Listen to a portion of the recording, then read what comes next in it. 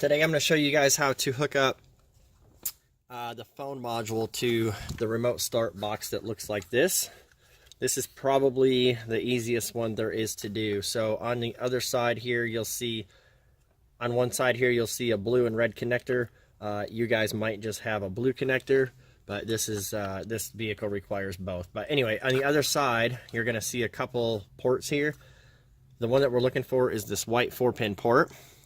That's where the module is going to plug into. So the contents of the cell phone module package are going to include the module, the main harness here, and 2 adapters. So first things first, take the module, go ahead and plug the main harness into it like so. That's going to leave you guys with a blue port here. What you're going to do is grab the harness that is labeled HRN DRS02.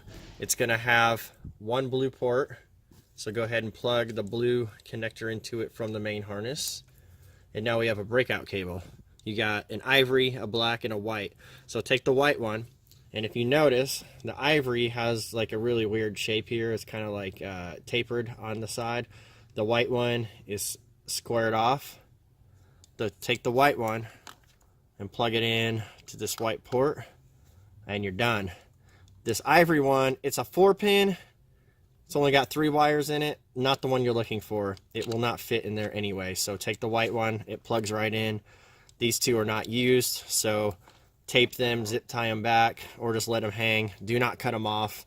The red and black wires in here are hot, so you will short something out if you cut them, so just do not use them.